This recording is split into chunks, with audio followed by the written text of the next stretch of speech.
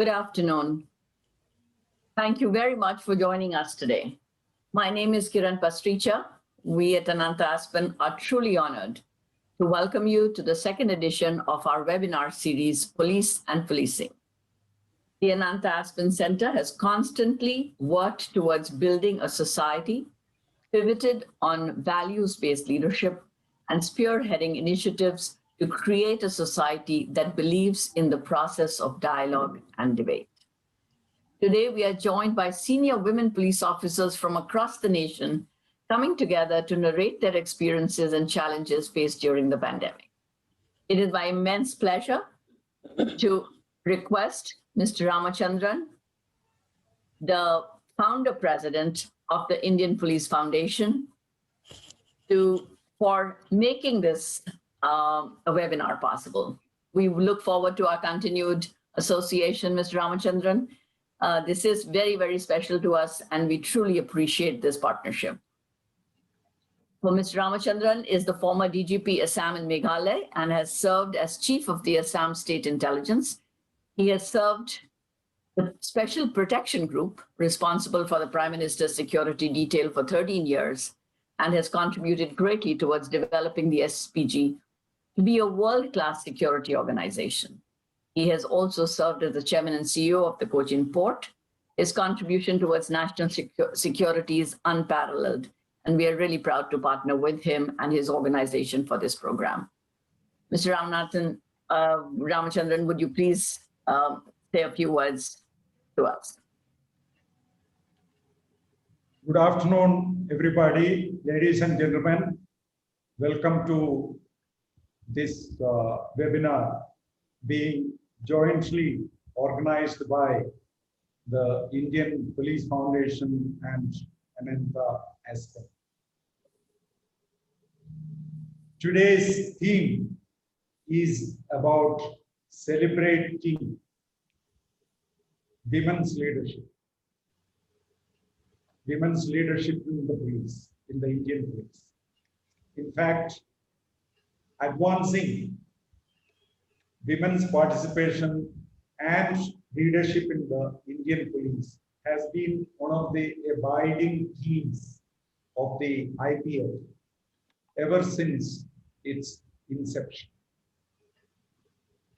Because in the IPF, we are strongly convinced that the Indian police need more women and more women leaders.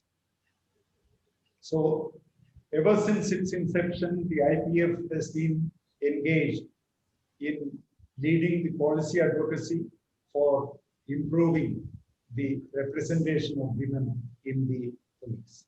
In fact, one of the earliest projects of the IPF has been on the theme of gender-sensitive policing, and in fact, we have set up a center for women's security as well as gender-sensitive policing under the IPF, of which Mr. P.M. Nair is the director. Now, during the most difficult days of the COVID-19 pandemic lockdown, the leadership shown by some of our women police officers came to be noticed in many parts of the country. In fact, it is in keeping with the international trend.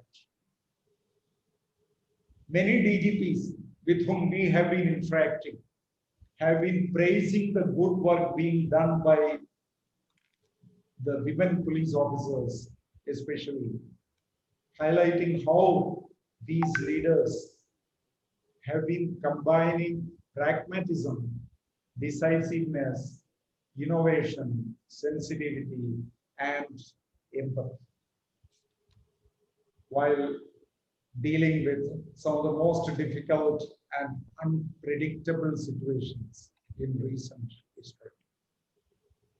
So one day, in fact, Mr. Raghuraman and myself, we were sitting together and having a casual conversation about why it is important to document their stories and also identify the lessons to be learned from the leadership shown by these wonderful ladies during these trying times. And I am thankful to Captain Raghuraman for agreeing to support this entire development of this theme and for moderating the session. And of course, the women leadership theme eminently fitted into the policing webinar series that the IPF and Ananta Aspen have been jointly organizing. And thank you, Team Ananta, for being part of this effort. And today, we have selected some of the most outstanding police officers who could be, in fact, they should be the role models for generations of young girls and boys who are joining the Indian police today. And that, ladies and gentlemen, is a brief introduction or background of today's webinar. Now, without wasting any further time, I'll hand over the mic to Raghu. But before that, I want to also say that some of our women leaders who were scheduled to speak today have got busy with the law and order situation of which you are all familiar with. And some of them could not join, but I'm very sure that the ladies who are participating today will make up for that discussion as well. So over to you, Raghu. Thank you. Thank you very much, sir, for this wonderful opportunity to participate in this panel. And thank you, Kiran, for facilitating this. I agree with you, sir, that any police force in the world must actually be representative in terms of gender with the citizenry that it is protecting. And to that extent, there is no debate that in virtually every walk of life, the necessity of women leaders, it's not something nice to have, it's existential for an organization to be able to truly service its client base, which in the case of Indian police is the Indian citizen. The ratios have to, and we are a long way away from them. And I think panel discussions such as this, which will show officers who are extraordinary officers, but come from very, very modest and very, very ordinary. I mean, so to me, a role model is not somebody who is out there. A role model is somebody you can hope to be like, because she was where you were. And I think all the four officers here have been through their backgrounds, truly reflect that. So the format that we are hoping to do is I'll introduce all the four officers, and each one of them is going to speak about their role, not particularly themselves, but what they viewed, what they saw, what they facilitated, and some things which were, to my mind, distinctly possible to be discerned, to be implemented, primarily because they had the ability to look at it from an eye which is different from a necessarily traditional masculine way of looking at stuff. We all know that the COVID pandemic probably was the one event that happened which took every organization by complete shock, whether it was the armed forces, the police forces, the medical fraternity, because there was no SOP ever designed to cater for it. So every element of leadership, which was exhibited not just by these officers, by thousands and thousands of officers and men, was completely unscripted, unprecedented, and literally having to write the SOP each day, each hour. So that's something completely which we need to keep in the back of the mind. The second aspect is, in this war against COVID, whatever national policy that the government may decide or the health ministry may decide, the last 100 meters of implementation of that policy was done by only two forces, which was the medical fraternity and the police force. These were the people who were the last 100 meters of India's battle against COVID. Out of these two forces, yes, both the forces were, as in battles right there in the front line. Many of our listeners may not know, but in the battle against COVID, more than 1,000 policemen have died and several thousand have been infected. So in terms of casualties, it has been no less than a real bloody war. Fortunately, the doctors are perhaps better protected. When they go into those battle zones, they wear those kits, they have the hazmat suits and all that. And for whatever it's worth, they are perhaps much better protected than several of the police personnel who literally go there with one piece of cloth acting as a fig cover. And the rest of this is they are as exposed, which is very clearly depicted also in the casualty numbers that we have seen post-COVID in the battle, in the post-COVID battle of the police. What I'll do now is do a very short introduction of each one of these officers. There's no particular order. You will learn more about these officers. We'll be putting up their Twitter handles and their other coordinates with which you can find out more about them, get in touch with them, talk to them, make them your role models. But I'm just going to introduce them in a very short brief. We begin with Aparijithar Rai, IPS DCP of Kolkata Police. She's born on the West Bengal cadre, though she comes from Sikkim. And she's a 2013 batch officer, a lawyer by academic background, a passionate dog lover, and an unapologetic feminist, in her own words. Dr. Aarti Singh, who's from the Commissioner of Police, Amravati city. She has a very checkered career operating in some of the hardest Naxal areas. And she's also a doctor. We have two of them, by the way, in this panel. And you will hear about how her education as a medical doctor enabled her to act as a leader in a much more force multiplied manner, because when you have a CP who's also a doctor, the directives are taken with far more seriousness than if it were to just come from the uniform. She's received several honors during her policing careers, most recently been awarded as the Corona Yodha, which was an award recognized by the government of Maharashtra given to outstanding officers who have contributed in this battle against COVID. She's also the mother of two daughters, accomplished Bharatanatyam dancer and a yoga expert. No pressure on the daughters, I can see very clearly, as they are growing up. Divya Gopinath is the DCP Law and Order of Thiruvananthapuram. She is from the 2010 batch. Again, she is a doctor. She's Dr. Divya Gopinath, MBBS and an MD. She belongs to the Karnataka cadre, but is presently on deputation to Kerala. She's posted as the, as I mentioned, DCP Law and Order. She's been earlier in several places. Tumkur districts had been awarded the Chief Minister's medals in 2018. And she's also been very actively involved in the development of an application which was used by Kerala Police to monitor the policing activities.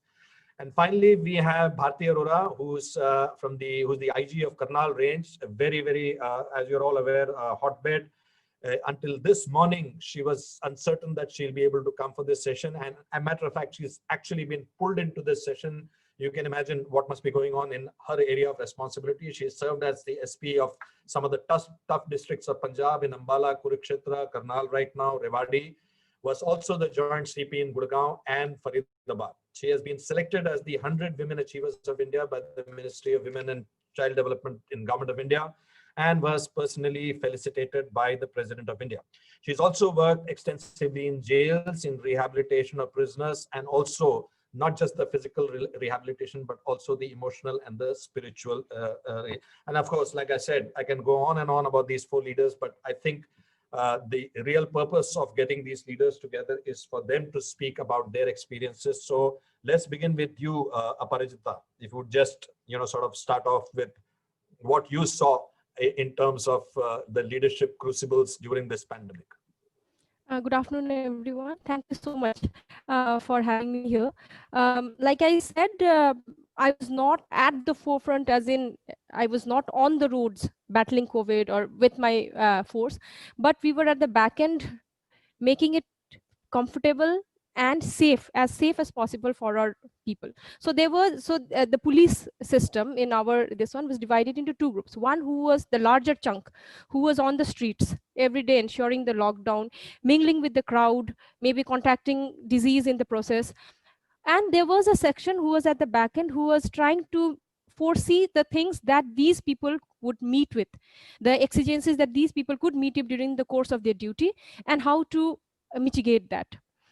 I'll give you an example.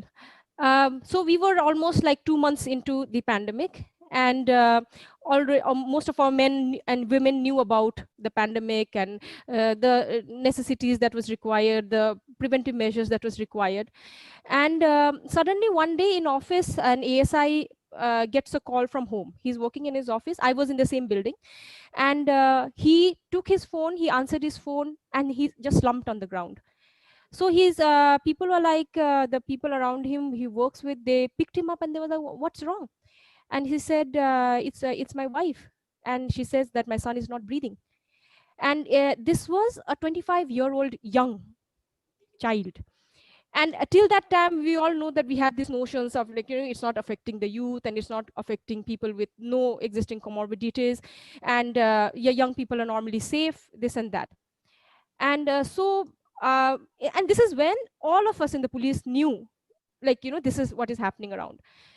And I immediately went to him and I asked him, was he having some trouble? Was he having fever or any sort of such things? And he said, yes, he was having fever for the past 2 days, but we just passed it off as a normal flu, which most of the population was doing. And I said, but you are in the police. You were supposed to know that you're supposed to report such things. What happened? And he was like, I was scared that if it was not fever, he would contact corona if he would go to the hospital just like that. And what I realized was that the apprehensions that a normal public was feeling at that point of time were the same apprehensions that the police was also feeling. This was a person who was working with the welfare cell related to the pandemic. And that is the time when I realized that there is a strong need, and I think through platforms like this, we surely can, to inject some amount of humanness into police. We just see police as 10 लोग वहां पर तैनात, force का कितना है, 100 लोग वहां पर तैनात, मीन्स इतने लोग वहां पर रास्ते में इस मोड़ में रहेंगे. And we fail to see the people behind these numbers. And that is the same thing we give to the public. We see crimes as figures. 12 लोग का 12 लड़कियों का molestation हो गया. Crime figures. These are all crime figures and statistics. So likewise, there is a need to look at crime figures with more humanness. There's a need to look at police also with some amount of humanness. So what happened? So then let's get back to the story. So we released him immediately. I said, you better get your test done. And the wife was not in a condition to speak even. And we sent him home. We quarantined the people who had worked with him for the past 2-3 days. And the thought that came to my mind as a person, or I discussed with my other colleagues, was that what is the next step that can happen? And as I'm not a mother, but I know, I know mothers and the parents. So to be able to tolerate the loss of your only child, who is 25 years old, will be the battle that he will be battling. It will not be corona, it will be that battle he will be battling. So we immediately sent, from whatever limited force we had, we immediately sent people to guard him at all times, so that the couple does not end up committing suicide. The tragedy continued. His wife started coughing. The next day we got her admitted. She passed away the next day. So there was only this man. And he started shouting in the hospital that he's not going to live anymore and he's going to commit suicide the very next moment. And so we had to guard him at all times. We had to ensure that all the rights and all are completed. And in cases where people like the policemen who were in quarantine, their relatives were also dying left, right, and center. So we had to ensure that they could at least witness the last rites through video conferencing, through a web call, and things like that. Then I realized that we are talking so much about taking care of the public, and so there needs to be a strong system set in place to take care of our own men. And my seniors realized that very early. We almost set up like a call center. Would call up these people. Earlier for hospitals were not allowing mobile phones to take place. The relatives, the police people were getting inside the hospital and not knowing. It was like a Hotel California. So these people, they would go in. They would not know when they would return, what is happening to them. And so this call center was set up, sort of a call center was set up only to talk to the people at home, talk to the members at home, to tell them that everything is okay. SO2 level is this in the morning, SO2 level is that in the evening, and just to assure them that they are okay, that they are taken care of. So when this was happening, this person, we seriously started getting into the problems that they were facing. And so I found out from my seniors, the building section, which deals with the quarters and houses, how as to what is the what is the space allotted to them at home? What is the size of their quarters? Because we were talking about quarantine, we were talking about isolating ourselves and things like that. So he said that, ma'am, a constable's quarter is 1 BHK. So 1 BHK, maybe let's say aged parents, two aged parents, a child, a wife, maybe let's add one more extra person. How do 5 people stay in a 1 BHK room and then isolate themselves when they know that one person has to go out every day and perform duties in this lockdown, ensure the lockdown and come back? So I called one of the constables and said, how do you do that? And he said, ki, ma'am, I go, I stand outside the door, I don't even ring the bell, I cough so my wife knows that I'm there. I remove all my clothes except my undergarments, I put it in the bucket which has got the strongest detergent that my wife could think of, and then she hands me a towel, I tie it around my waist, and I enter the house straight to the toilet, I wash myself, and then I mingle with the others. The obvious question that next came to me was, how does a woman officer do this? She cannot remove all her clothes in front of the house and then enter with a gamcha. And so this was a question. And then I spoke to some women, and they said, there's nothing doing. They just open the door for us. We go straight to the, so there's nobody handing her the towel. She goes straight to the toilet. She cleans her, washes her own clothes, and then she comes back to the kitchen and starts preparing the food for the evening. So Incredible. Incredible. Aparijithar, I think you have touched upon one point which is often ignored, and you're absolutely right in saying, 10 लोगों तक भेज दो, 10 लोग. Nobody, I think, when we see in our cities, we see these police personnel standing sometimes on just official duty. Nobody realizes that the women standing there may have to stand there for hours together, not even having the basic facility of a toilet. exactly. To a certain extent, men can, still manage, but for women, and it's incredible to, very often all of us think of and maybe it's necessary also, because when a police person puts on the uniform, that uniform is supposed to express toughness and resoluteness and all of that. But we forget that at the end of the day, when the person takes off the uniform, that person is as much of a father who's lost his son and as much of a husband who's lost his wife in a matter of 24 hours, and is still expected to function and be empathetic towards others. So I think incredible point that you brought out. I think we are, as you're aware, also doing a very concentrated series on the mental health of personnel who are actually subjected not just to COVID. I think the amount of trauma that a police person sees, just the bad part of the world, it's not possible that brain will remain unaffected by it. So fully understand this incredible necessity to take care of the troops who are actually taking care of the rest.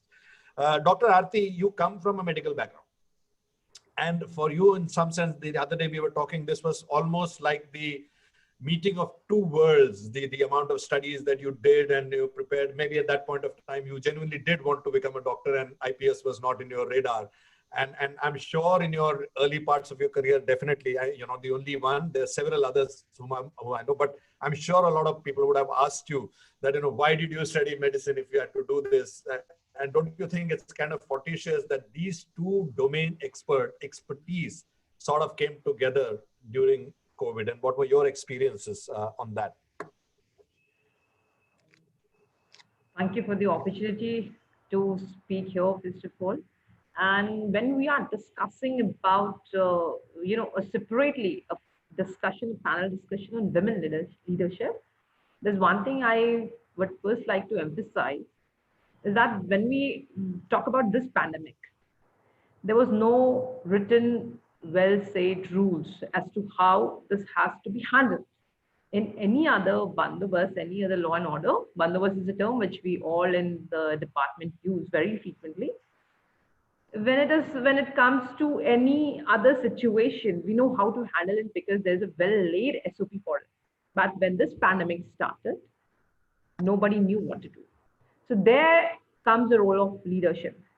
And when we talk about women leadership, yes, definitely in this pandemic, when there is no SOP, it's not only about execution. Police department is basically meant for executing and implementing laws. But here, there was a hell lot of planning which was required apart from execution. And the leaders here had to, first of all, do a lot of thinking, contemplation, because here we are fighting a war against a totally disguised enemy. We don't know where our enemy is. So conditions were tough, and some of the corona hotspots were all the more tough.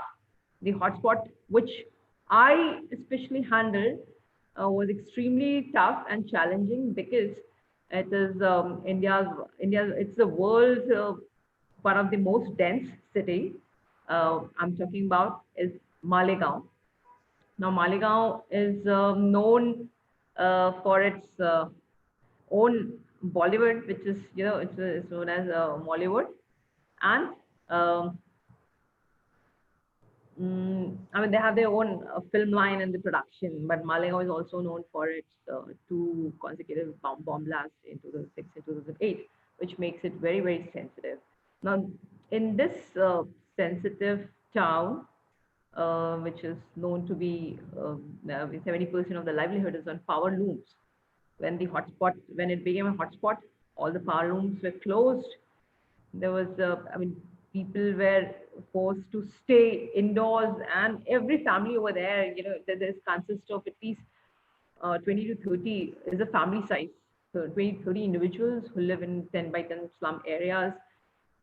So there, the task of the police force was to make them stay inside in their cramped houses, and doing that difficult task for our force.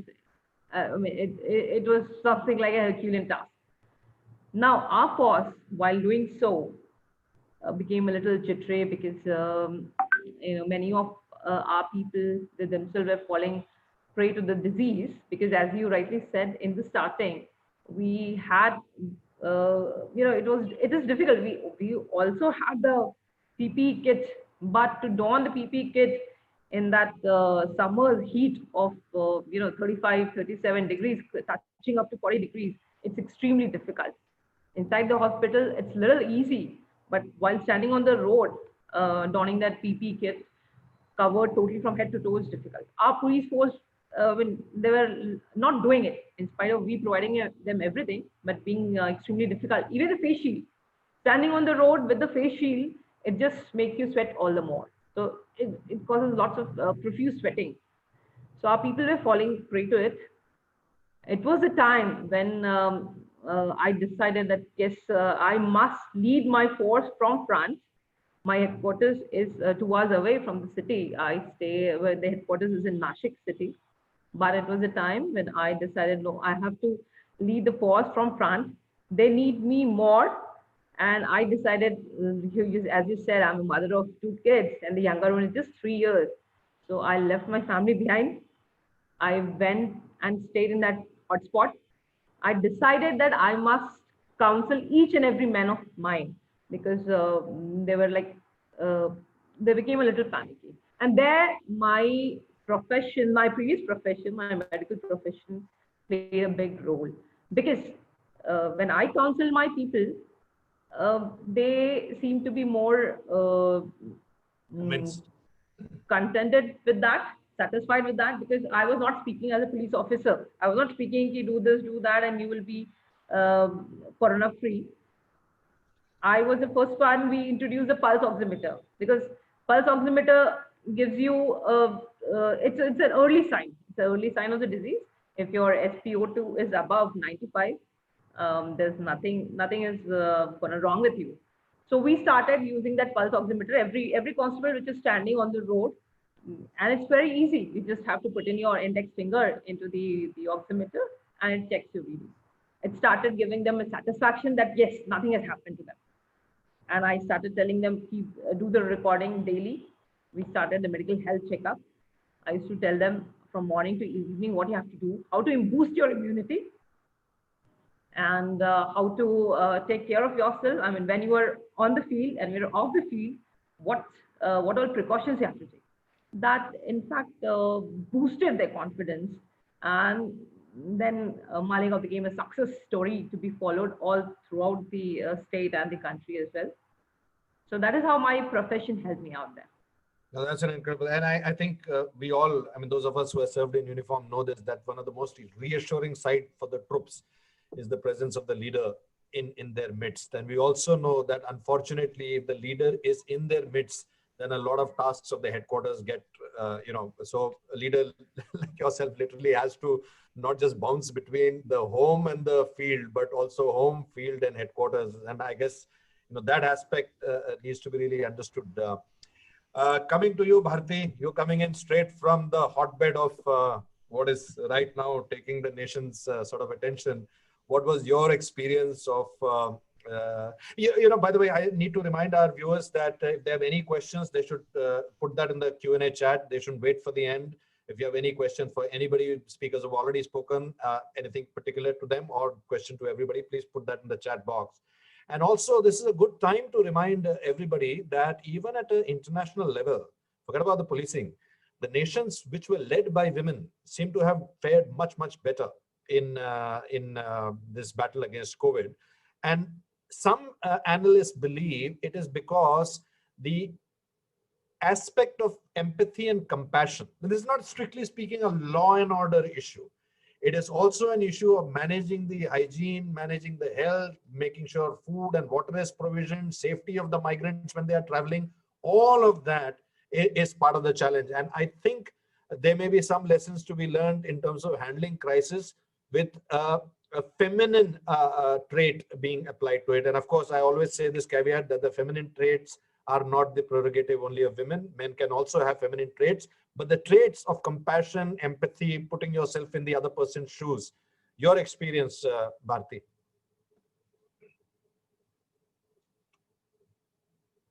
You're muted, Bharti. You'll have to unmute yourself. 1 second.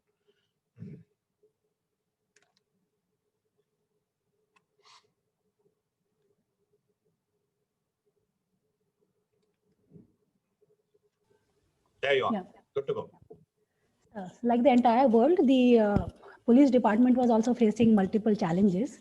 And Haryana, I'm serving in Haryana, and Haryana, it's a very rustic society. And most of our men, 90% of our force comes from the rural background. So the first challenge was pronouncing the word quarantine itself was a big challenge. What would they pronounce it as? They just couldn't say anything, Kwani, anything. So I said, see, you can now say Valentine. So it is kind of similar. You're familiar with the word Valentine, it is similar, say quarantine. So that itself was a challenge. Anyways, on a serious note, in this whole battle against COVID-19, there were two armies that were fighting. One, as you rightly said, was the medical army. And the medical staff, of course, had its own challenges as they were exposed to and they were in direct contact with the virus. And they had their own protective gears and PPE kits. And the other army was the police force. And they are also the same soldiers fighting COVID, but without the same amount of protection. They were battling crowds, battling criminals, and they were out so that others could stay safe indoors. As you are aware, like the police department, like all other government departments, is short of funds and resources and has to many a times take shelter of the Jugaad technology. You must have heard several stories about out-of-the-box thinking. Allow me to share a story about creative thinking inside the box. So as we were concerned about the safety and well-being of our men, policemen and women, we were out looking for means to protect our force. Luckily, we chanced upon an invention made by the scientists and engineers of IIT Ropar, who had made a unique sanitizing box based on ultraviolet germicidal radiation technology. This device could be used to sanitize items of personal use like wallets, currency notes, mobile phones, etc., which reached us through suppliers and vendors. So we decided this looks like a good idea and let us have these boxes for us, ultraviolet radiation boxes. But the challenge was, how do we get these boxes? Everything was shut. It was total lockdown. The shops were shut. The markets were shut. How do we make these boxes? Anyways, we gave this task to a team. I'll introduce my team also. It was a team of 5 men headed by a ASI, Suresh Kumar, ESI Ramchandar, Head Constable Surinder, one SPO Jarnail Singh, and a barber, Chandar. Out of this entire team, only Ramchandar is a graduate, and the rest, Suresh, Janel, and Surinder, are matric, barely matric, and the barber, old barber, he has never been to school, totally illiterate. So what they did, they prepared, I would like to show this box. If you can see this box on the screen. This is like a regular trunk that is normally. Yeah, this is like a regular trunk, which was available in the police lines. This was available in the police lines. They covered this inside with the aluminum foil. All sides, they covered it with aluminum foil. They used a 9-volt UV lamp taken from old water purifier and an adapter. They put everything in place, and this box was ready for use. How it works, they were used there by our men to sterilize their uniforms, caps, walkie-talkie sets, mobile phones, etc. We distributed this box to all the police stations, and this greatly improved their confidence and their morale. They felt confident that whatever we use outside, we put it inside the box and shut the lid and put it on for half an hour. It would sanitize whatever is kept inside. This was of great help. And then these boxes instantly became a hit, and they were much appreciated by the police officers from several states across the country, like the states of Uttarakhand, Punjab, Chandigarh, Delhi, Orissa, Puducherry. They approached us for this technology, and we even gifted these boxes to these states, and they replicated these in their states for their policemen. These boxes are now being manufactured commercially, and they are widely used in malls and residential complexes also. Our men prepared these boxes for merely 500 rupees, and these boxes are available in the market for anything between 5 to 10,000 rupees now, depending on their size. Now, that's a brilliant story, Yeah. Bhakti. I mean, Jugaad as, but Yeah. you know, it's true. Yeah. True that most police forces, even armed forces for that matter, are always running short of resources. But here is an example of not just shortage of resources, but actually, I really like the way you described it, that it is creative thinking inside a box rather than looking at creative thinking outside the box. Now, to that extent, we come back to Dr. Divya, because, and I just wanted to point out that whether it was this box or, as Aarti mentioned, that introducing of these things also are a huge boost for morale, because it's not, maybe the SPO meter doesn't really give the actual reading and all of that, but what it gives is a sense of control. In an environment where a person feels that I can get it from anywhere, the bullet can come from anywhere, I can get hit by a virus from, it gives a sense of protection, a sense of control, which allows that personnel to focus on the job and not be distracted by a fear. So it's not just I don't see this only as a medical tool. It's much more as a psychological force multiplier for a force which is already under a lot of pressure.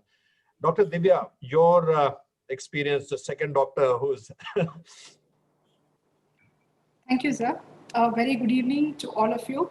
And when I tell you that I'm from Kerala, I'm sure the image of pristine beaches, lagoons, boats, everything will fill your imagination.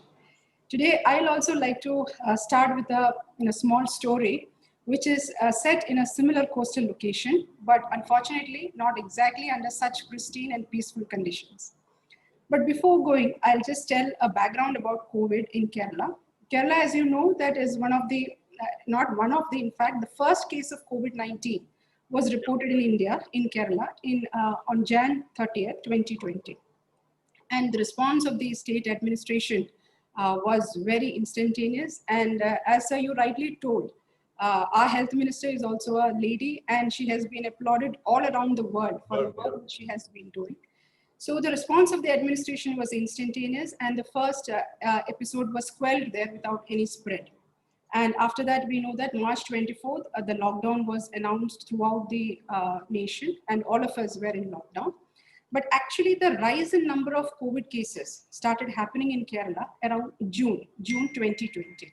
So in that time, we all went into the reactive mode, and we were enforcing containment zones, barricading, vehicle checking, nakas, and all the things were happening.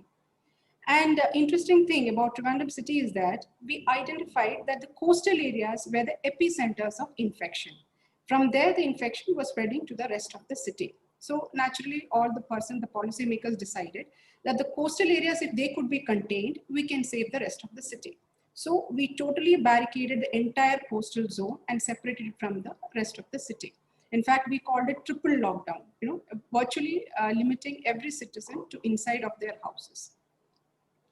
So things were going on, people were being checked in large numbers, and in coastal zone, the test positivity was 25%. That is, out of around 100 persons being tested, more than 25 to 30 were becoming positive. So while things were going on like this, on June 24th, we received a wireless message that there is a big agitation happening in the coastal town of Pundura. So coastal town, as we all know, it is inhabited by a fisherman community. We are dealing with illiterate men and women who are having a hand-to-mouth existence. So that day, the number was only 1,000 persons agitating, but we were all panicked because we know that there is a test positivity rate of 25%. People, we can expect that they are not using masks and they're all in crowd in front of a church there and they're protesting there. So naturally, we didn't have a choice. I'm sure each and every one of us, including myself, was afraid, to go into that area, to talk to the people and lead a law and order situation in that instance. And going by the history of the place, that place has gone for nothing less than firing, leave alone assault on police. And the information we got was they were on the verge of assaulting the health officials. So we mobilized the maximum strength and we rushed to the spot. And once we reached the place, the interesting thing is that our perspective changed, because the irony of the situation struck us. What was the irony? First point, normally as we all are in law and order, we all know that there is always a victim and an accused in policing. The victim whose interests we are bound to protect, and an accused, a perpetrator against whom we are supposed to take action. But here, the accused as well as the victim were the same. It was one and only the same. The persons whom we wanted to protect from COVID were themselves taking the law into hands and were ready to assault us and revolt against us. The second thing is we in administration were worried about COVID-19 and its spread, but the crowd was worried about their livelihood.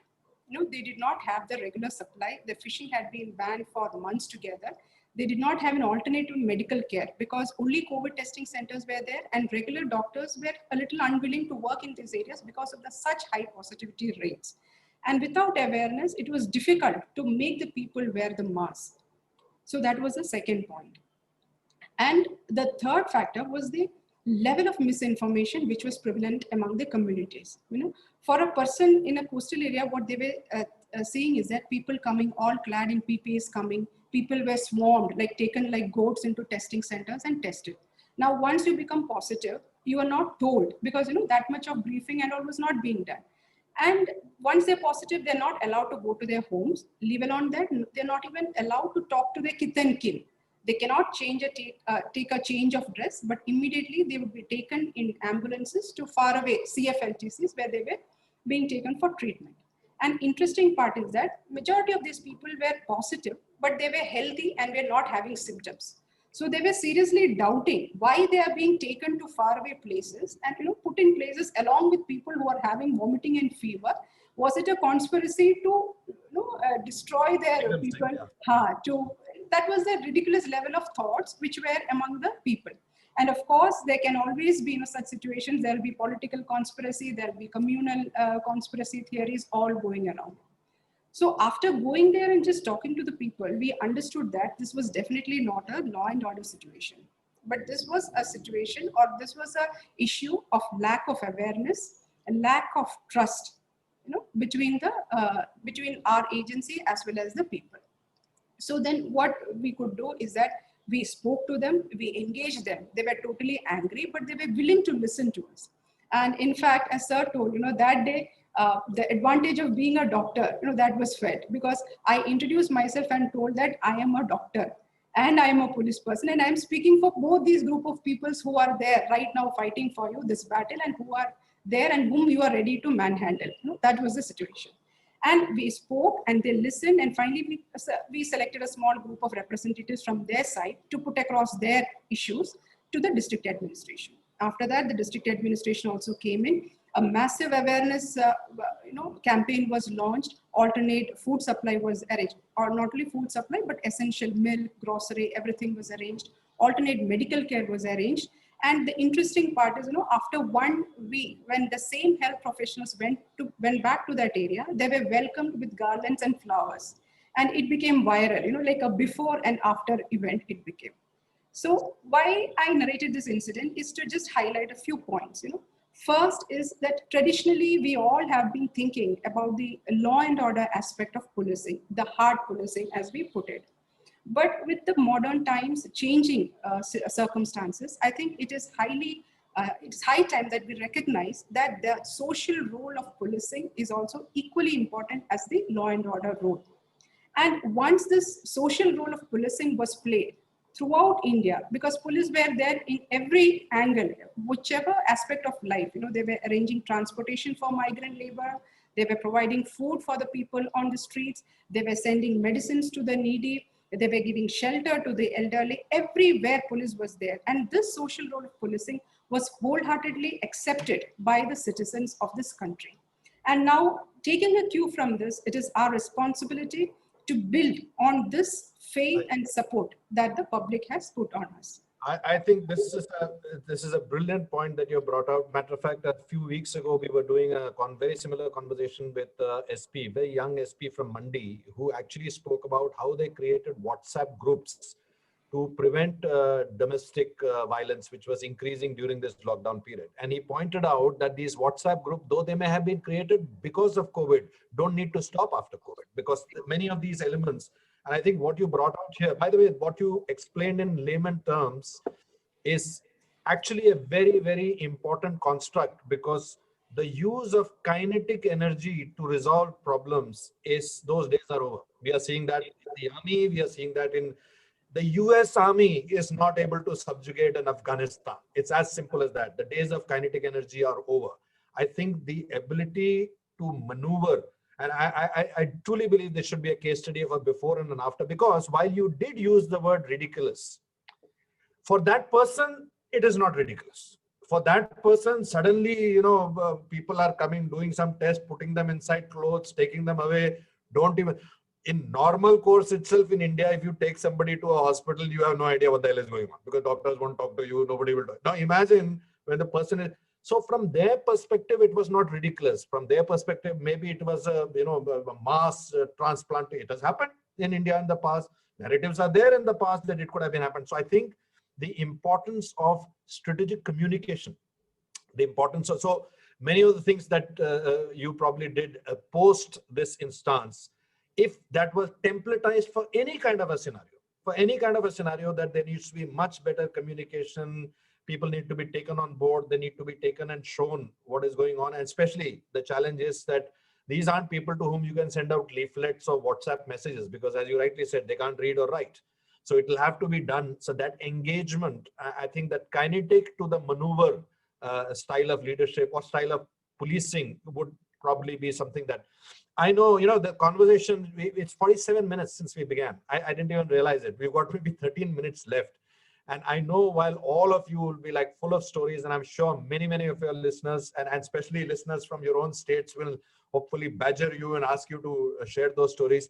Can each one of you just think about it and talk about one lesson or one thing that happened during this pandemic, which even changed your way of look, and not an anecdotal thing which you did during the pandemic and forgot, but something that you will carry and say, yeah, this story is a brilliant story, that if you're trying to tackle a problem, unless and until you engage the people and explain to them what is happening, even if the intention is good, the other person will look at it also. It's a great learning.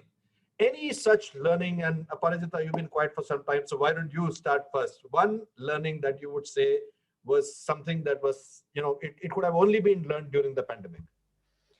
Okay, thank you so much. The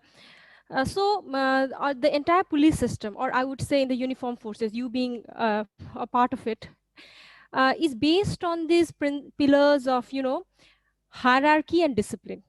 I'm sure we understand that hierarchy and discipline is the turtle's back on which the entire system of policing or any uniform force exists.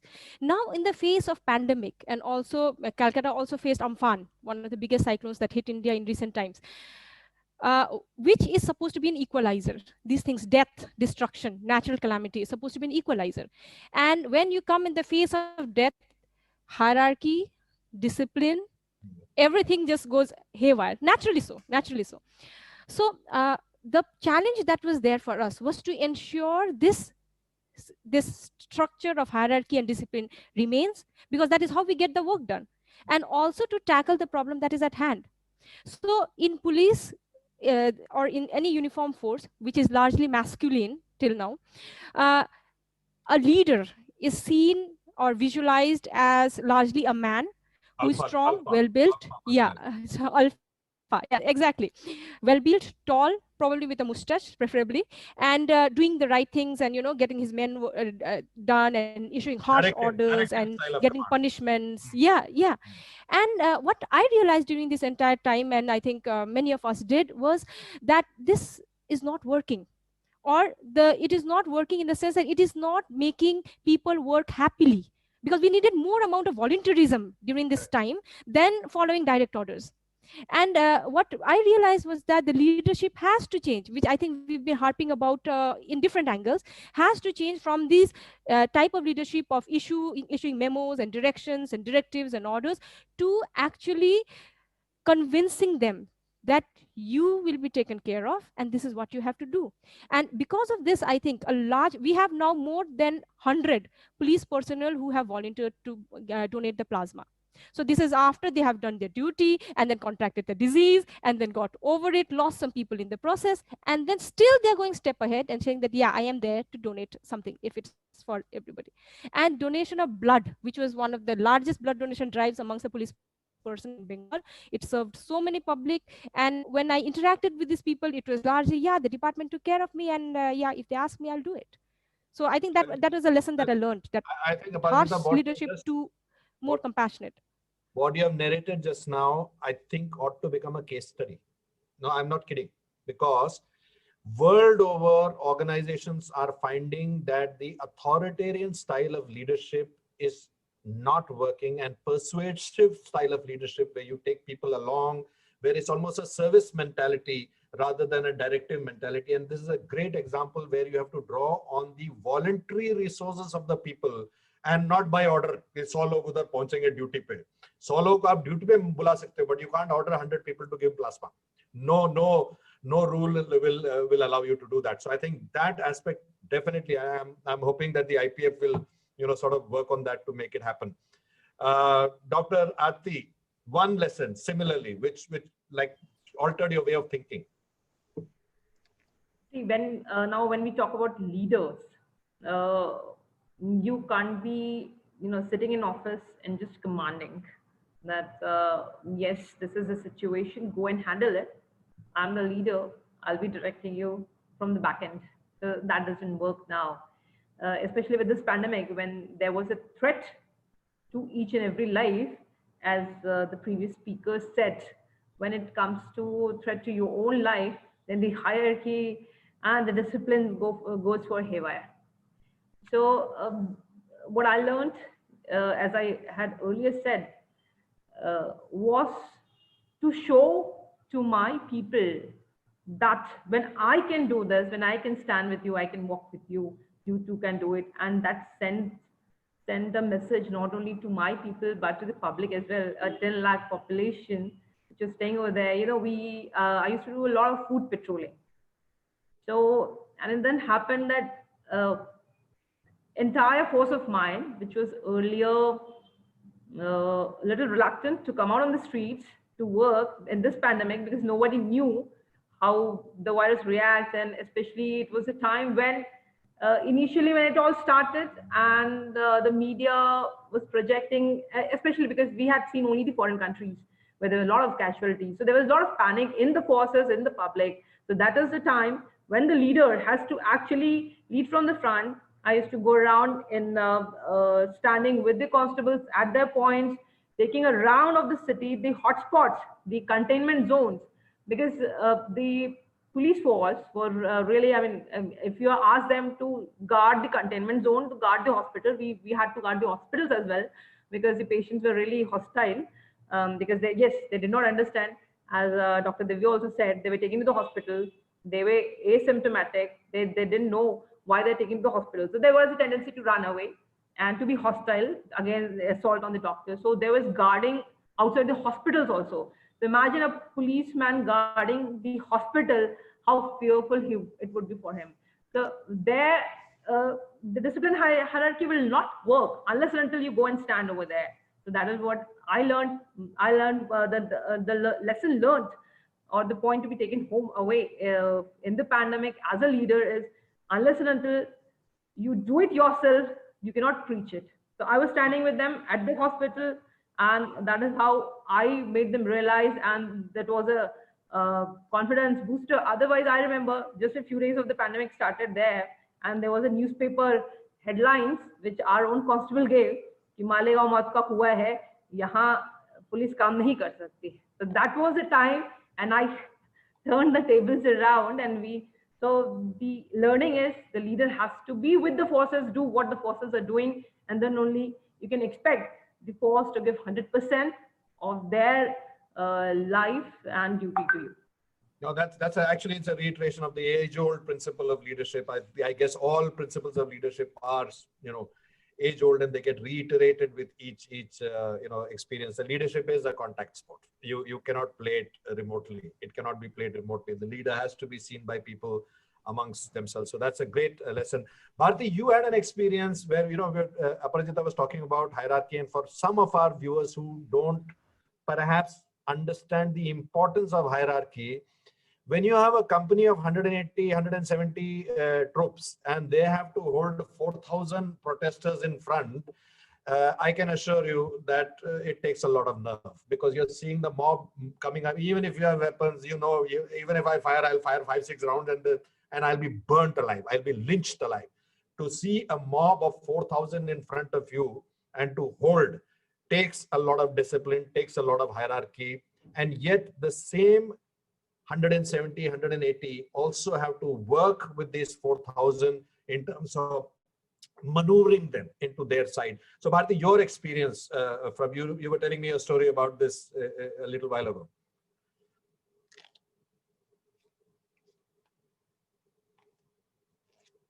Bharti, you'll have to be short because we just have about 3 to 4 minutes. So we also need Divya's.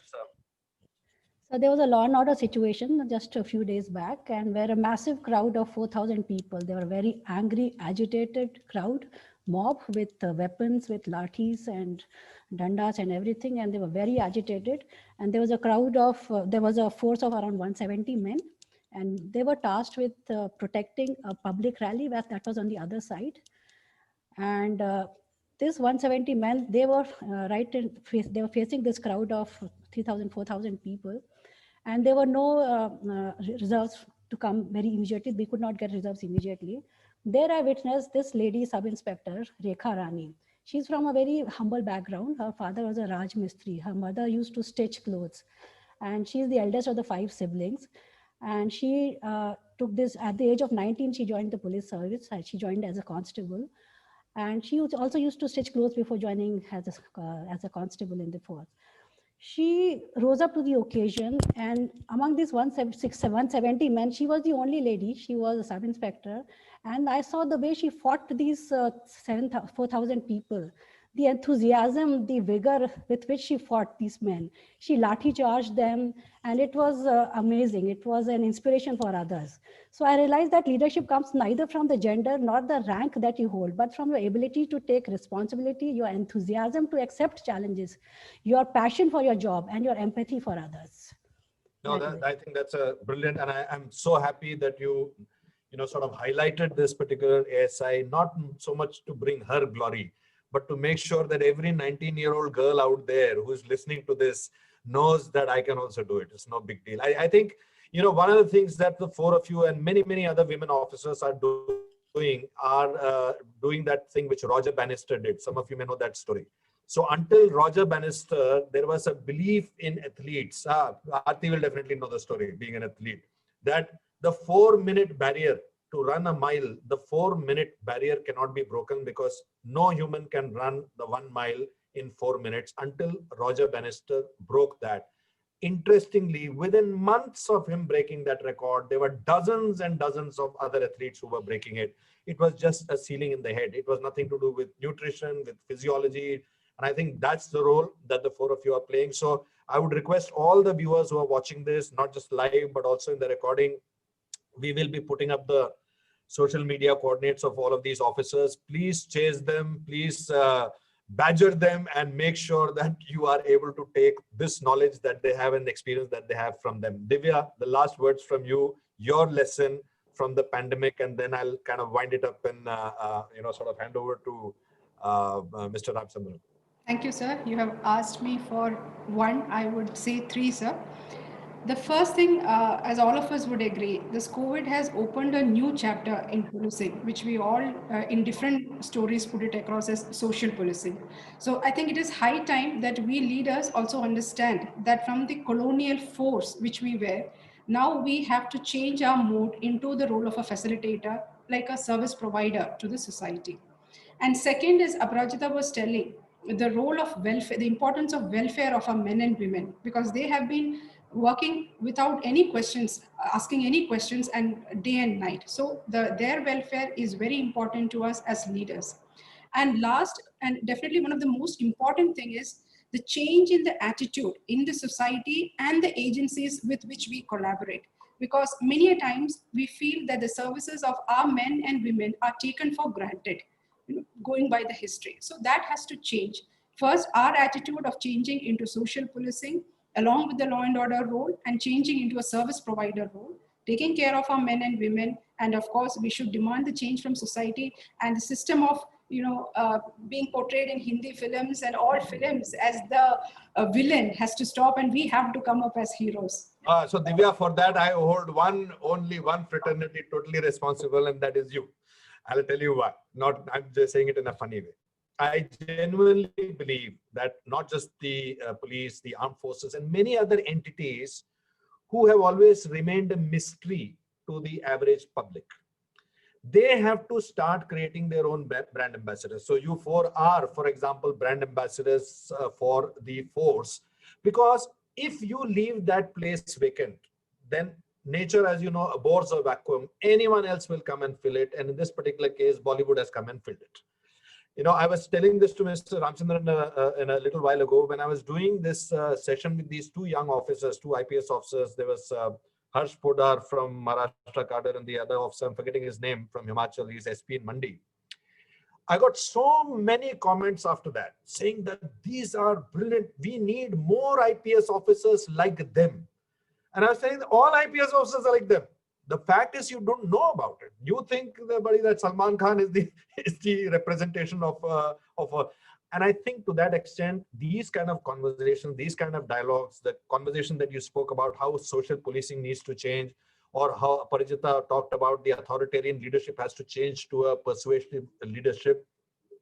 These are very, very important lessons, not just for the police. Corporate leaders will sit up and listen to this, because these are leadership lessons tested in fire. When 170 people can control a crowd of 4,000, that is leadership lesson for every organization, not just for the police force. And I think we need to find more mechanisms to make this available to people. And my true sense is a citizen likes a good police person. A citizen wants a good police person. All said and done, we may have portrayals of police as villain and all that, but people still root for that upright officer who is doing his job, even if it is depicted in the movies. I think we need to leverage that. And the only way to leverage that is exemplar leaders like you and your colleagues and all of them talking about the narratives that you just did to make, I've got a lot of questions over here, and many of those questions are along the same lines. That how are you dealing with, say, for example, and I'll come to the questions one by one, but before I take on the questions which have come from all the attendees, I want to ask one question, which is how do you think in the aftermath of all of this, okay, the dust will settle hopefully in a few months, maybe 1 or 2 quarters more. The force has been ravaged. People have been ravaged. As you rightly said, people have lost they haven't even had time to mourn. For handling any grief, one of the first things you need to do is to go into mourning. Without mourning, you can't. How do you think? What is the force you will be dealing with post this? And have you even had an occasion to think how you're going to address it, or will you again be caught up in some other crisis and this will build up and build up and build up? Aparijithar, why don't you go first? I think this will take us to what you started with about what you touched upon, a topic that you touched upon, the mental health of the force. And I think that is a chapter that will be opening soon, and rightly so, it should. After this pandemic, people know that the certainty, only uncertainty is certain. So they know that a lot of things can come in our lives. People in 30-35 years of their service, I'm telling it as a joke, I'm this one, that for the first time since people joined their services maybe 25-30 years back, they could stay at home 14 days at a stretch. Like it was something that they've never done in their career. And they were like, during that time, what they told me was that I was feeling so guilty that I was not doing anything. That withdrawal symptom of having worked and having to attend like 100 calls in a day, once the calls stopped coming, they were like, am I no longer a police I'm no longer in the police force? Like that guilt that I'm not working, it depicts some of the stress, that mental stress that takes place. After this, I think we really need to, the state government and the government all over, I think, is taking care of the welfare of the people health wise, because almost every police person that you ask randomly on the road will have one or the other comorbidity. So I think that this pandemic has really been a landmark in which we review the ways in which we look at our force as people and not just as force.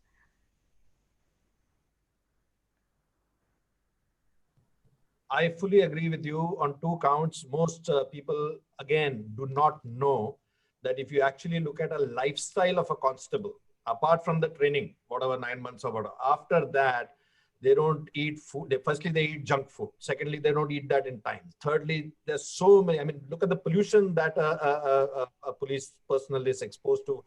It's a very, very, very unhealthy lifestyle, even physically.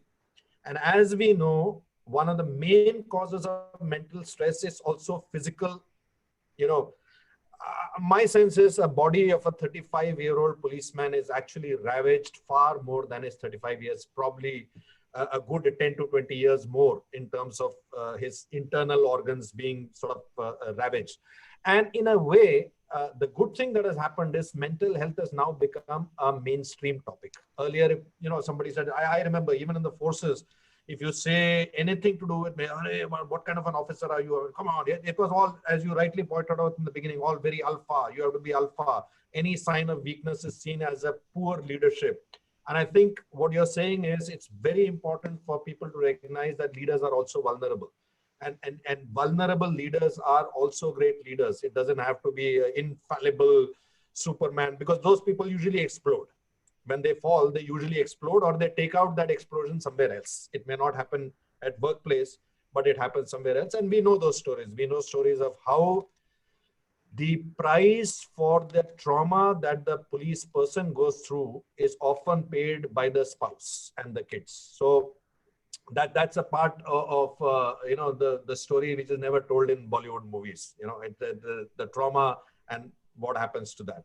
Aarti, your sort of final comments on this aspect of how you are going to deal with the force hereafter. In medical terminology, there is a word called there's this term post-traumatic stress disorder, which is now very frequently used. But yes, it's post-trauma. The trauma is continuing in this case for our forces. They're still dealing with it. The disguised enemy, as I told you. So one thing which we in the state, in every unit of the department, we are focusing upon is on the rebuilding the mental health. So we are going in for a lot of yoga, meditations, and other sort of activities, so that we build in, because yes, at the lower rank, there are a lot of there's more of panic and uncertainty, because misinformation is easily spread. And to add to it is the WhatsApp and all those things. Now about the vaccine. Even there's so many rumors about the vaccines also. So surprisingly, these things spread so fast. So to dispel the miscommunication and focusing on the mental health is the strategy which we are working on right now. And definitely our force has brought laurels throughout the country. you rightly said that the last 100 meters were to be covered and are still being covered by the police force. So we are trying to, boost up the morale by applauding them. Now, 26th January, this Republic Day, when we again celebrating this uh, the challenges. There's we have chosen some of the policemen who did a brilliant job during the pandemic, and we will be applauding them, giving them certificates in public, in full public view. It will just boost the morale of the entire police force. So this is something which we are focusing upon, so that our force, because this war is not yet over and still a long war. So we have to rebuild, reinvigorate their energy, their mental health. This is how we are working on it. I think, Aarti, you have brought out a very important point that the war is not over, and the same fatigue troops will have to be launched into wave 2 and wave 3 and wave 4. Unlike the army, where in an operation you are able to bring fresh troops to take part in the second phase. Here, I doubt. In any case, I think most of our viewers also know this. No police force in this country is up to its authorized strength. No battalion, no police station, no location, whether it's the personnel, vehicles, resources, radios, weapons, nothing is as per authorized strength. So very clearly, even during business as usual, the police force is understaffed. Now, in a scenario where post the pandemic, casualty rates have taken place, and casualties are not just physical casualties, they're also emotional casualties, mental casualties and all that, the force is already depleted and it is expected to fire on all other cylinders. So whether it's cases being resolved, traffic being done, all of that, I don't think any person, if I file a police case and FIR is not happening in time, I don't think I'm going to make any concession to say that this police station has just been ravaged. And maybe from its original deficiency of 30%, it's now gone to 50% efficiency. As a citizen, I think the service I expect would be probably the same. So, Bharti, coming to you, we lost you for a bit in between. I think you have to go off to attend to some of your work-related calls as well. The same question that I had asked remaining three, that given that the force is battle ravaged, let me put it that way. It is still recuperating. I mean, it's been a 9-month saga. It's not yet over. And now with this vaccination, the transportation of vaccination, handling the vaccination drive, all of that will again come back. I mean, like I said in the beginning, the last 100 meters will keep coming back to the same depleted force. How do you see that as a challenge? It is indeed a challenge, sir. And every day we face a new challenge, a fresh challenge. For instance, the crime is going on as usual. It's as business as usual for the criminals now. The crime is up. We have to catch criminals. And before producing them in the courts, before sending them to judicial, we are supposed to get them tested for COVID. And after testing, we realize that this particular criminal is COVID positive. And in the process, many of our own men get infected. So this is another challenge. Now there's so much of law and order situation in the state, the entire state, because of the agitations going on, farmers agitation. And we are battling crowd, we are touching them, we are controlling them, we are in close proximity. And it is very difficult to stay away from this infection and this situation. Then there are, of course, fatigue issues. Our force is fatigued. They are working day and night and fighting COVID and fighting crowds and fighting law and order situations. They have issues at home also. Their families are suffering. They have somebody infected in the family. They have old parents who are infected. There are deaths in the family. They have to attend to their needs also. So there are a lot of, there are pressures from all sides, from family sides, from the career, from the department side. Our expectations are also a lot from them. We expect them to be heroes everywhere. We expect them to be great at investigation also, and at the same time control the law and order situations also, and control COVID also. There are multiple and dynamic guidelines from MHA every other day. So we are expected to tell them all these guidelines, and they are expected to follow everything. So it is a very challenging situations for the police, since we are dealing with a very dynamic situation and it's a very fluid situation. Every day is a new challenge for us. And matter of fact, many of your challenges are also contradictory, because as per law, I mean, I was reading this article in a different, as per law, you have to hold the hand of the convict. You can't even handcuff. Yeah, Right? we cannot handcuff So them. probably the only, I mean, force who has been given a directive that you have to touch the person Yes. in an environment where you have to have social distancing. Yeah. Right? So it's you're dealing with contrarian sort of challenges. There are many questions over here, and I want to curate out of those questions. I don't want to talk about technology. I don't want to talk about. I want to talk about those questions which this panel is uniquely empowered to answer because it's an all women panel. So firstly, and this is true for all women leaders, it's not just in the police force, but I think in the police force, it becomes even more exacerbated. I of course, have a lot of colleagues and very close family friends who are in the civil services, in the IAS, and in various different services, but non-uniform. They're not uniformed. And while they are expected to put in those long hours, they're expected to work hard, and the DM is probably sitting till 1 o'clock at night. None of them are necessarily expected to, in course of duty, expose themselves to bodily harm. How does a 19, 20, 21-year-old girl convince her parents? I'm sure you must have had this battle, unless you also came, some of you may have come from a police background, but how does she convince her parents to say that I want to do this, and I will be able to do it? I'm sure they will be like, there will be many, many young girls who are watching you, listening to you, aspiring. And I'm sure you must have had your own respective role models when you applied for the civil services and wanted to, sort of wear the uniform, wear the India, badge on your shoulders and all of that stuff. How does she convince, where do you find that strength from? Again, in no particular order, but just to make it convenient. Aparijithar, you want to go ahead? Since you're also a feminist, so self-acknowledged. So what happened was, I will just tell my story that Okay, good. when So hang on, before you begin, let me ask you a more pointed question. What was your inspiration to join?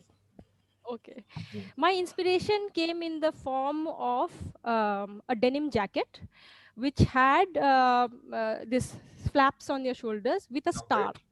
Okay. So like any average middle class family, during the pujas, that is the Durga pujas, we would get a set of new clothes that had to be worn during the entire year, supposedly, and you are not supposed to outgrow it. Okay, so so my parents gave me I was three, I think 3 or 4, bought for me this denim jacket with a flap, and accompanied with that, because the Diwali was also around the corner, they had given me a toy gun with that pataka wala gun.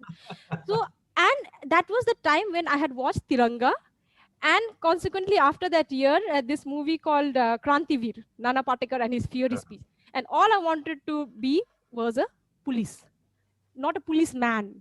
I wanted to be a police inspector. That is what I wanted to be. And uh, and I wanted to be Nana Patekar, and I wanted to be this Rajkumar, I think, Rajkumar, I think, who was in Tiranga. And the thing did not come into my head that they were men. The fact that they were men, they were heroes, and men essaying those roles did not come to my mind at all. And all I wanted to do was a police. And my mom was like, if you are going to be like this, like, you better beware, like they might just kill you and throw you in the drain and things like that. And I was like, yeah, that would happen to a man also. A man can also be killed and thrown in the drain like a woman. But because of the background that I come from, we did not have this very strict sense of this gender socialization, I would say. So it was, I think, much easier than for me than the young girls I interact with now, and who have this notion that they cannot be many things. They just cannot be so many things. So to them, I always say that you can be whatever you want to, until, and don't be a criminal, but you can be whatever you want to, apart from that. And I think that they go back home and they think about it. And for me, it was easy for me, because I didn't have to battle such things. But for many women out there, especially in the more conservative communities, it is a real challenge to convince their parents. And I think if you tell them that I want to be an IPS, they look at it more honorably than saying that I want to be an inspector or I want to be a constable or something. Something they look at it like, okay, at least gadi aayega, bangla aayega, so that sort of thing is okay, and she will have security and all that. So it is a bigger challenge for them, I think. I'm unfortunately had it easy. I'm sorry. So I'll come back to you, Aparijithar, because while you may have had it easy from your family, I don't believe that you would have had it easy throughout your journey. So we'll come back to that part. Aarti, you want to speak about it? Yeah. See, I don't want to paint a rosy picture. It's not at all it's not at all rosy. We say there's a famous saying, behind every successful man, there's a woman. But behind every successful woman is the entire family. Without the family support, women can't be successful. If she has, the family, spouse, kids, everybody. So when it's about a 19, 20-year-old girl in Indian setup, she requires family support. Unless until the parents are convinced, she cannot do it. And more important is after the marriage. And as Aparijithar rightly said, for a lady constable, it's all the more difficult. I've interacted with the lady constables who say, कि मेरी सास बोलती है तुम रात को कहाँ रहती हो? Why do you do the night duties? Because they come from all the more very contemporary families they are. So, and why do you wear uniform? So these things, when you hear from a lady constable, it's difficult. So you have to, when after marriage, it's more about convincing your in-laws and your spouse. And even for a lady IPS also, first, once you have you're on, top notch, your marriage also is difficult. And secondly, even after marriage, the family has to be supportive. So this is this is a situation which lady constables do deal, because I see what most of the ladies. So this is, I'm not discouraging, but yes, this is what the contrast, the situation is in the country. So unless and until the society changes, the mindset of the family changes of both the sides. When the girl is young, it is the father and the mother, especially father. It's the father who needs to support her. And after marriage, it is the entire in-laws and the spouse who has to be very, very supportive. Now, in my case, like I told you, especially while we're talking about the women leadership, because women are not only leaders, they have to also see their homes. Yeah. In the pandemic, there was one more thing. It's always 1.5 portfolio. So nobody excuses family rituals, this, that, but child is not studying well. Yes. No, on this platform, I also want to discuss that when the pandemic started, one new thing which also started was the online classes. Now, online classes is not only class for the kids, but when the kid is young, it is a class for the mother as well. So that was where I was struggling with. So that was the online classes where I had to sit with my daughter with lots of phone calls. And when I decided to stay without my family for 2 months in the Corona hotspot, I need somebody to look after my small kids at home. So there, the family support of your in-laws, of your own parents is very much required. Because ours is a job where you may be out, you never know where the call of duty. You can't say when you will come back.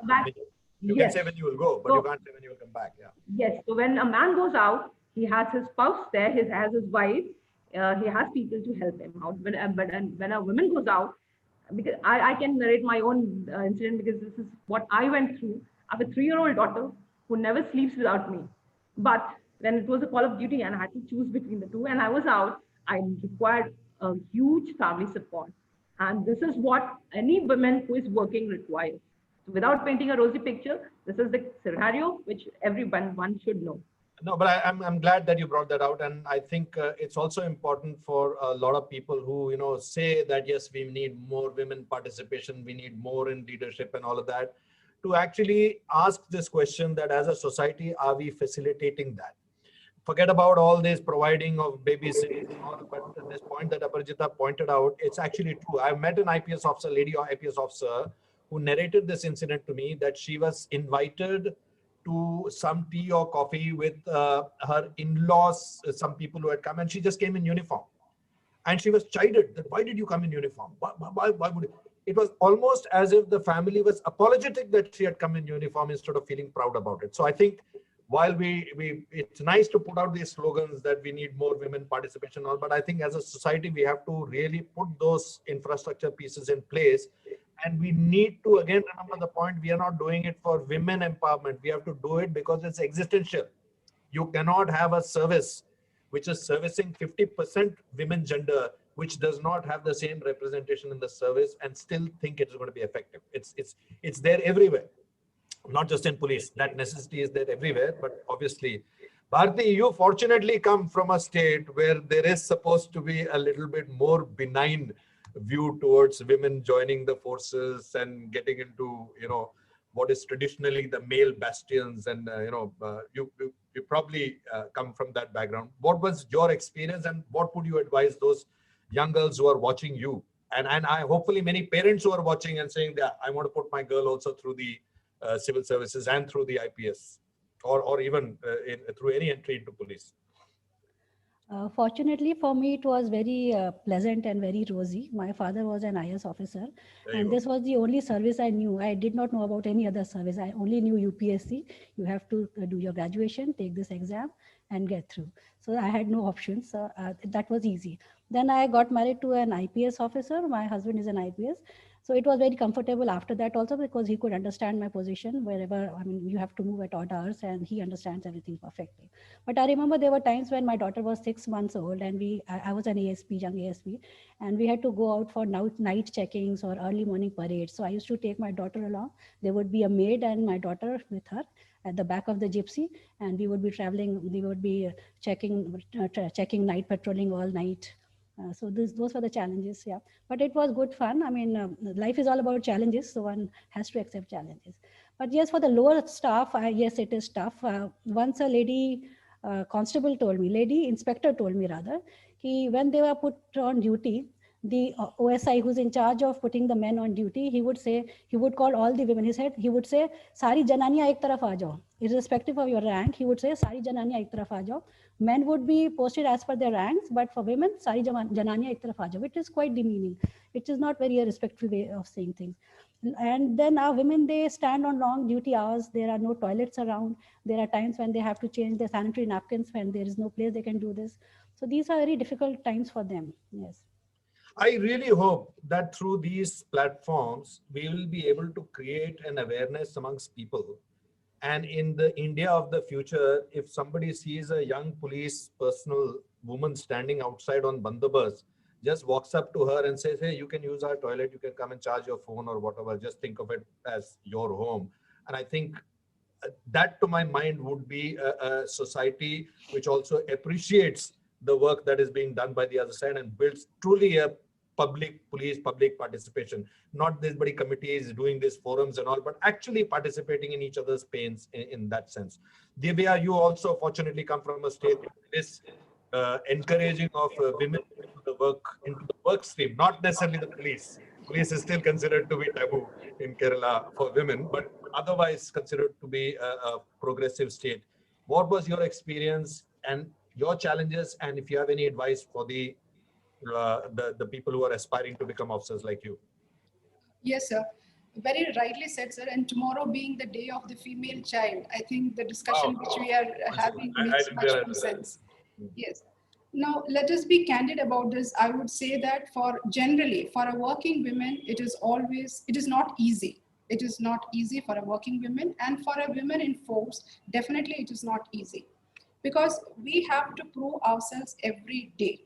I'll say a small example, sir. Like, even it is in the mindset of the society. Suppose a guy asks for a leave. My daughter is not well. I want a leave.